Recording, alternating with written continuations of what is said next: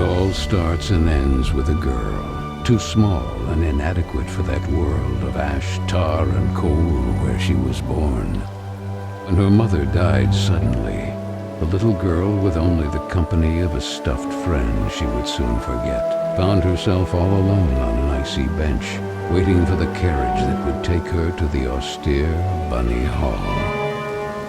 Luckily, even if that place turned out to be very hostile for her, there she met Carole, who like her was small and inadequate, so the little girl began to feel less alone, until, on a day like many others, Carole would leave Bunny Hall for good, so the little girl fell prey to despair again. After all, in a world made of ash, tar, and coal, furiously ticking away like a crazed clock, what can a little girl do all by herself?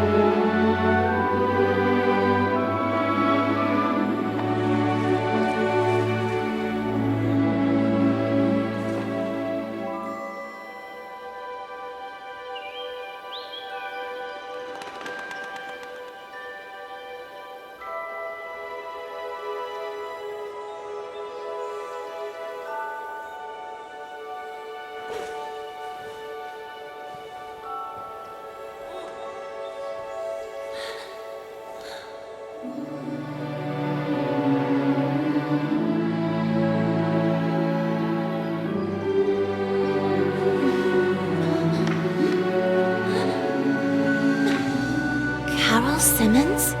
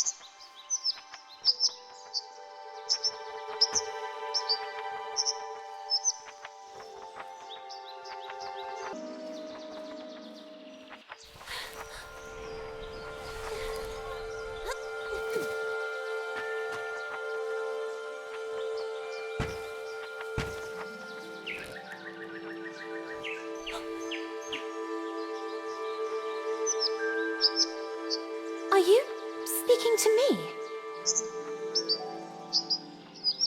Princess? No, I mean... I believe so.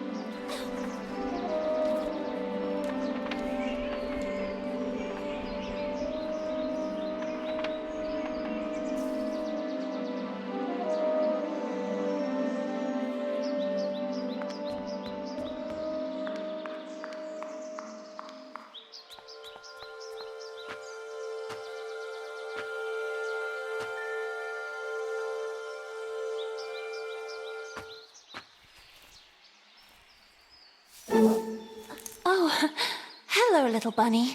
That letter is mine. Could you... The sweet, bespectacled bunny ignored the little girl and took the letter with them.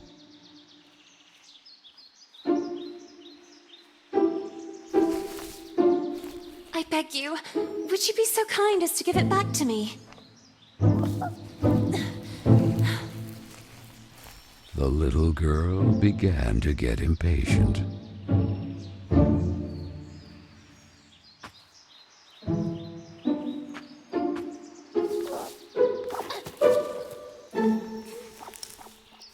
The little girl wouldn't let it win, so determined to recover Carole's letter, she followed the mischievous bunny.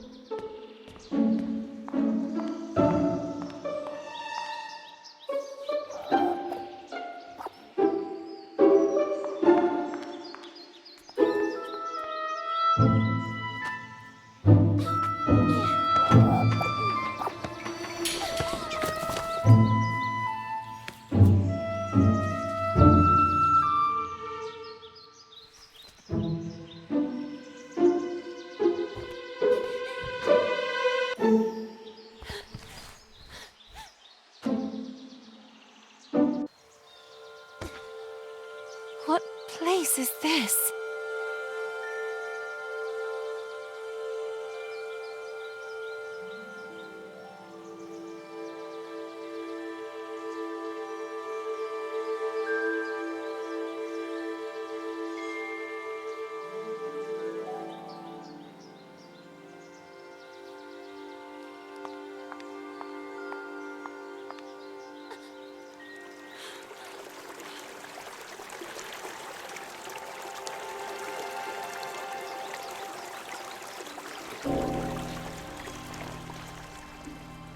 That kite, it reminded the little girl so much of her friend Carole. So free and graceful, yet tormented, as if by adverse currents, by the other girls at Bunny Hall. Oh, and who would you be? Have you perhaps seen a bespectacled bunny? Even the owl ignored her question and just stood there, staring at her, with those eyes, red like blood. But the little girl had no time to waste. She had to track down the bunny, and so she began to follow in its tracks.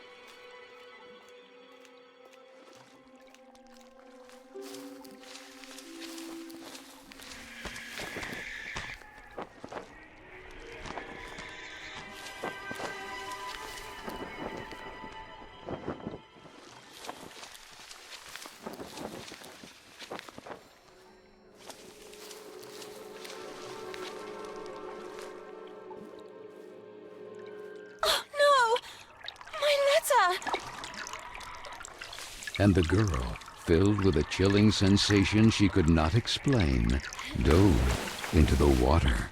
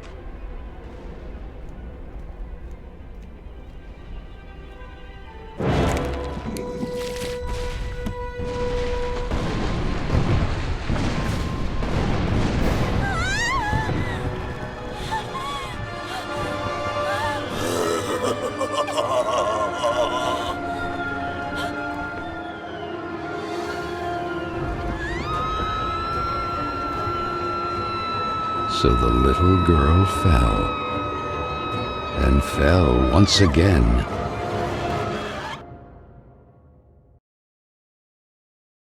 And while the man with the tar hat stood grinning, her thoughts drifted to that mysterious figure in the window of Bunny Hall, who silently stood watching her as she was swallowed up in her abyss.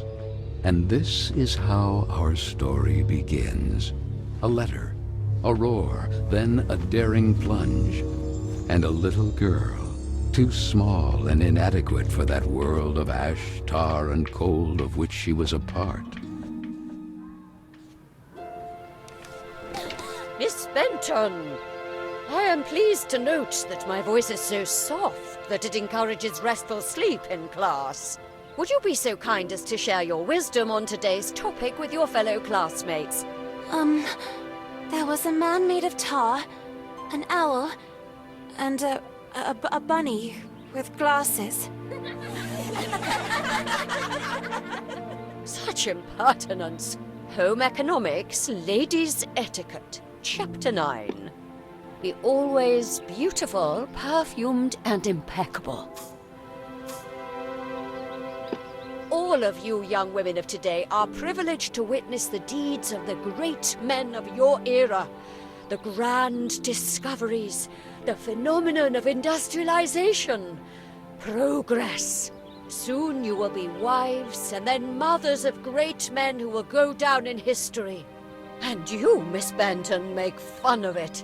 This establishment, too, if events continue to transpire as hoped, will undergo important developments, and you will be the first to benefit from them.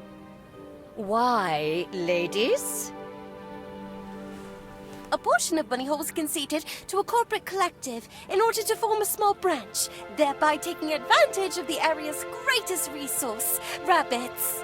This will not only bring new luster to the estate in this region, but also new jobs. Very good, Miss Vicky Trout. At the very least, Lana has grasped the rabbit matter. In this regard, our dear Frank reminds us that it is strictly forbidden to venture beyond the walls of the park. The disinfestation work will resume tonight after the strong winds of recent weeks. Remember, not to be overwhelmed by the explosions. It's all perfectly normal. The soil is blasted with charges and the rabbits forced out of their burrows. Who did it? Lana! Miss Benton! I'm weary of you, miss. Ungrateful, arrogant troublemaker. Why is it so difficult for you to behave like all the others?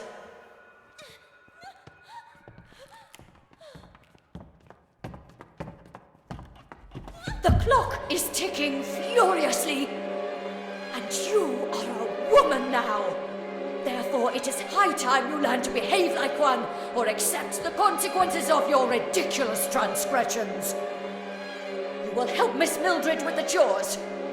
When you are done, ring the bell, and you will be allowed to return to your accommodation. But until then, don't even dream of leaving this place. This, for the little girl, was now the norm. Targeted by Vicky and the other girls, or simply scolded by the matrons of Bunny Hall. Like Miss Hinman and her nauseating perfume. She constantly repeated herself sadly, "No, I don't want to grow up. I don't want time to flow furiously anymore. It would have been so nice instead to be able to take it back to when Carole was still there." It would be better to shed some light.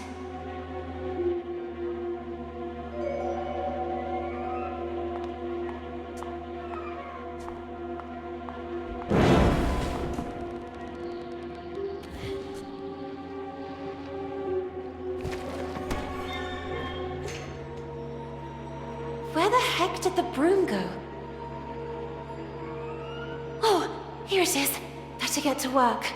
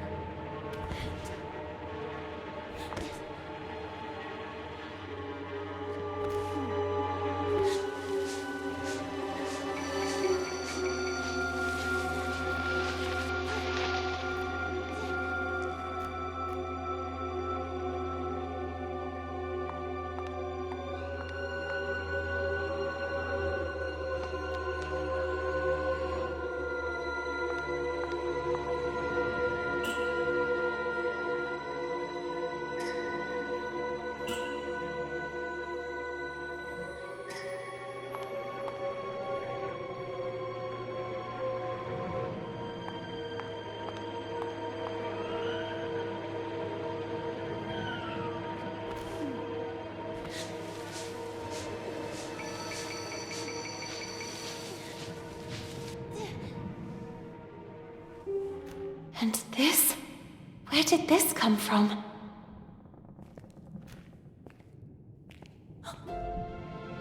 It looks like an old mailbox.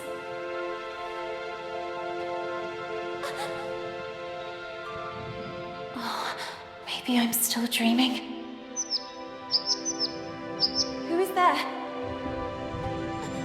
So I really am dreaming. What's this?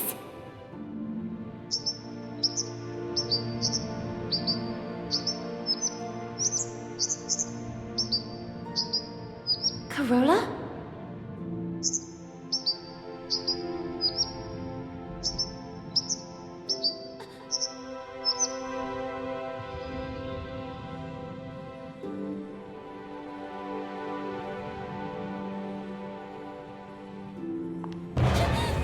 Who are you? Stop!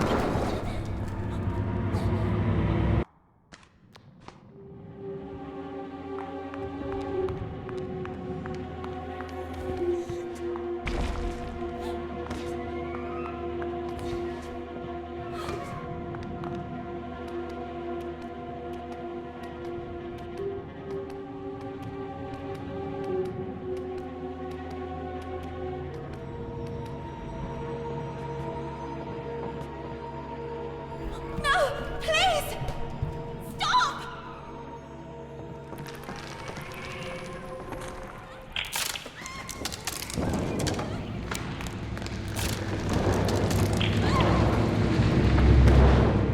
Strange things are happening down here. No! I won't stay here a moment longer!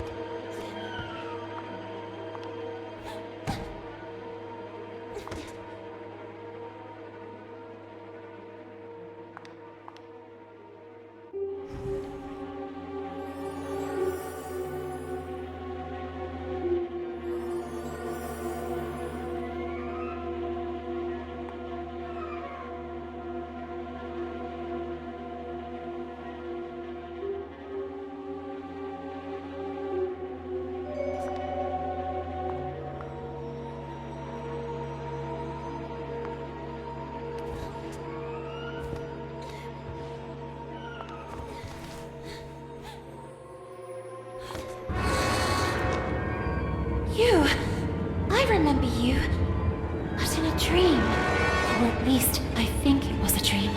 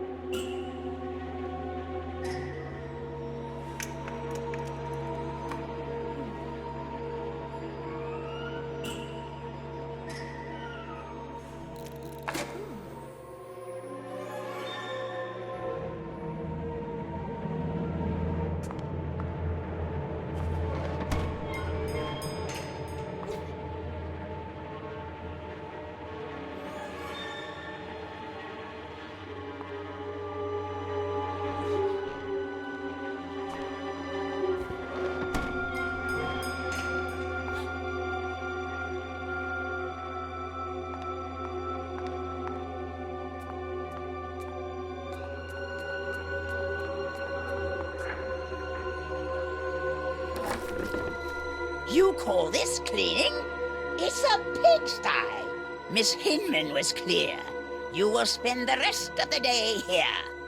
And speaking of which, here's your lunch, miss. No! Wait! I did everything I could! It's not right. I won't spend another moment here. I have to find a way out.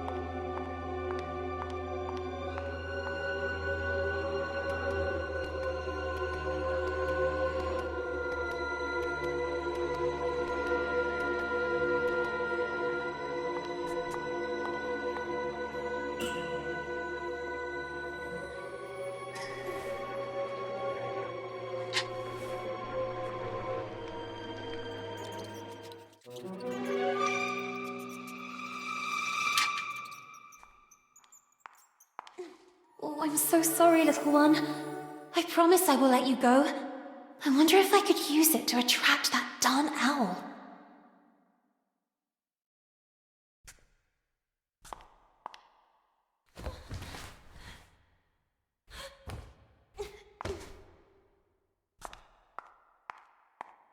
Hey, ugly owl! That's what you want, isn't it? Mouse porridge! This way! Come on!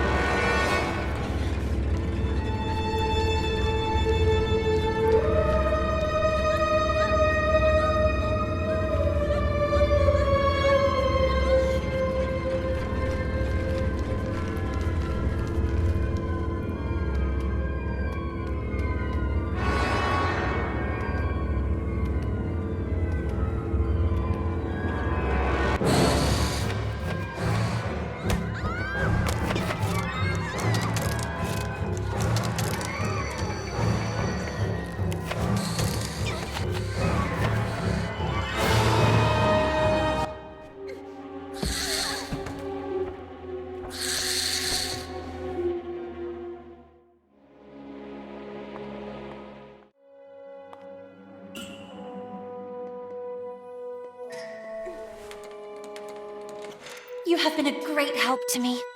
Go. You're free.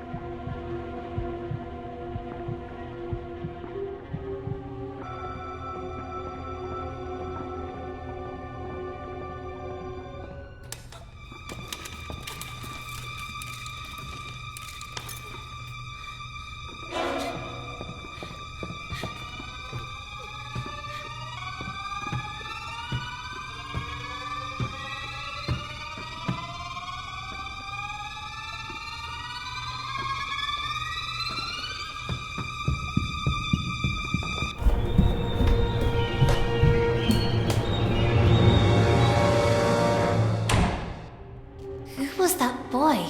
And what was he doing?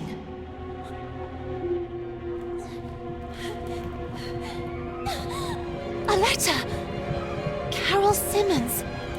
It's from Carole. I can read her name. The flames barely touch it. I have to put out the fire before it's too late. The little girl began to wonder if it had been that mysterious boy who threw it into the flames. But why? What was he hiding? And above all, who was he? No! No! Why did you kill it?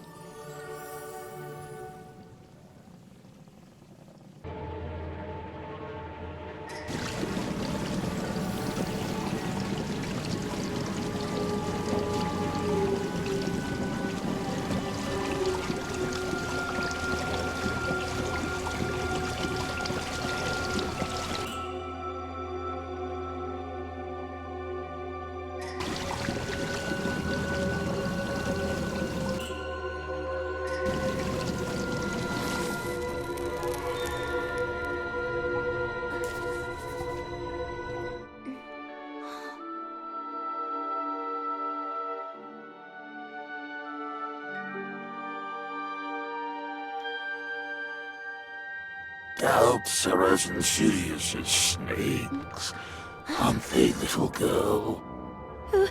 Who's there?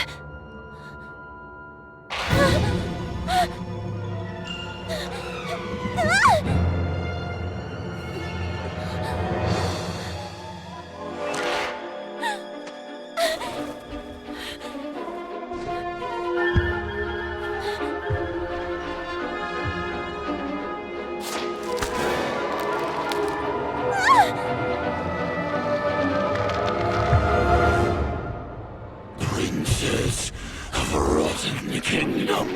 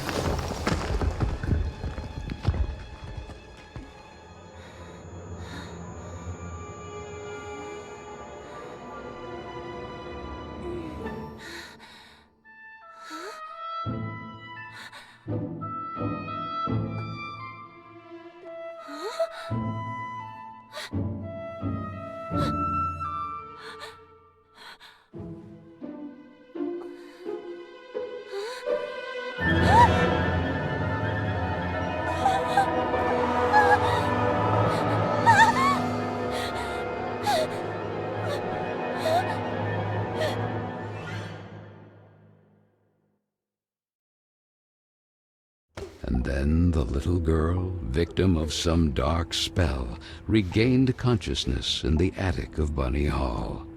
But this time it wasn't just a dream. And she was no longer human. Was it the work of that old man with the tar cylinder hat? Who was he? And why did he mean her such harm? Luckily, that nice gentleman in silver had rescued her. But what did all this have to do with her? And with Carole? Carole Simmons and that letter set on fire. Had she really run away? Then she looked around and remembered that place. The attic with the kitchen. All the girls were terrified of that place. But this time, Carole wouldn't be with her.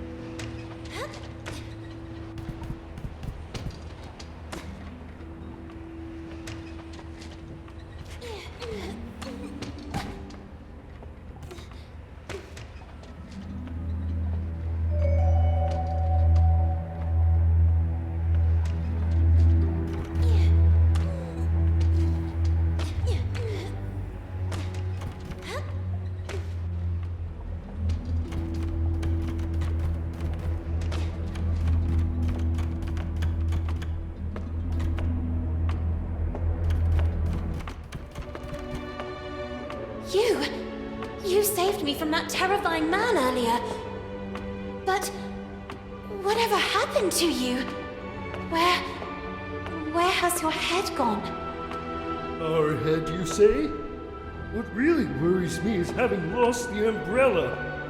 Head and umbrella not accounted for. How can I help you? For some reason I woke up like this. We remember you differently, actually. Did you get a perm? But who are you? Mr. Macy, guarding the kingdom of Carole. I am... Lana Benson, we know. The Princess of Carole. Prince Carole? What's going on here? Without the head, there's little else we can do or tell you. Have you ever seen a headless body having a long conversation? To tell you the truth, I have never seen a headless body capable of carrying on any type of conversation. I'm powerless. Find the head. Something must certainly have happened to him.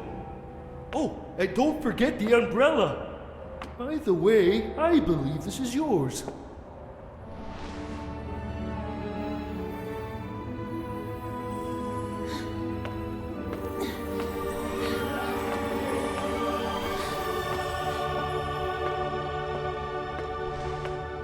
My ribbon! Oh, thank you, thank you! Now go, and be careful.